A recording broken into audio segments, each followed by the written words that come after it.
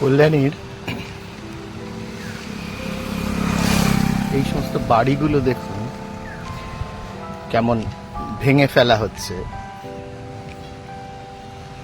একদম শক্ত বাড়ি, বাড়ি দেখলেই বুঝতে পারছেন।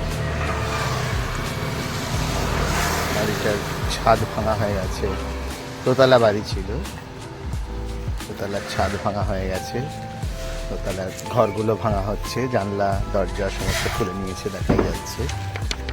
দেখুন এই ভাঙা জিনিসপত্রগুলো সমস্ত বাইরে পড়ে রয়েছে, আমরা দেখতে পাচ্ছি। চলুন একটু ভেতরটা দেখাই। এত শক্ত বাড়ি এমন ভেঙে ফেলা হচ্ছে। এই যে জানলা দিয়ে দেখা যাচ্ছে সমস্ত শ্রমিকরা কাজ করছে, ভাঙছে, সমস্ত জানলা দরজা সব খুলে নেওয়া হয়েছে। ভেতরের এই যে ছাদগুলো ভাঙা হচ্ছে, কংক্রিটের ছাদ, সমস্ত ছাদগুলো দেওয়া হচ্ছে। সম্ভবত এখানে নতুন ফ্ল্যাট হবে, ওই জন্য পুরোনো বাড়ি ভেঙে ফেলা হচ্ছে।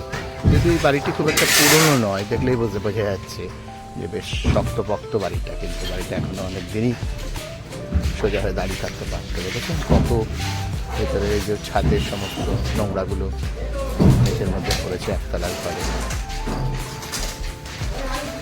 এই যে সিঁড়ি, দোতলা, দেখুন পুরোনো বাড়ি, কত স্মৃতি জড়িয়ে আছে, তাই না? যখন বাড়িটা হয়েছিল তখন একটা উদ্দেশ্য নিয়ে একটা সংসার, একটা পরিবার, তার সমস্ত সদস্যরা এক ছাদের তলায় থাকবে, সেই ভেবে বাড়িটা বানানো হয়েছিল।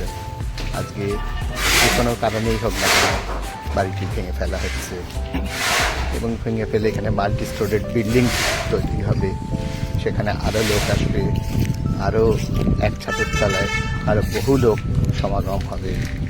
কিন্তু সেই যে পুরনো বাড়িটা, সেই যে বাড়িটার ছন্দ, সেই যে বাড়িটার ভালোবাসা, সেগুলো কি আর এই বাড়িটার মধ্যে খুঁজে পাওয়া যাবে?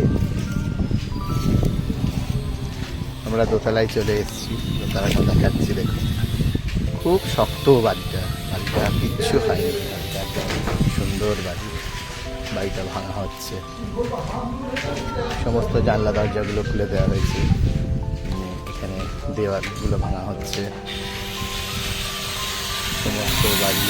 এই যে ছাদ দেখাচ্ছে, ছাদটা টোটাল ভাঙা হয়ে গেছে। দোতলার যে ছাদটা ছিল সেই ছাদ ভাঙা হয়ে গেছে।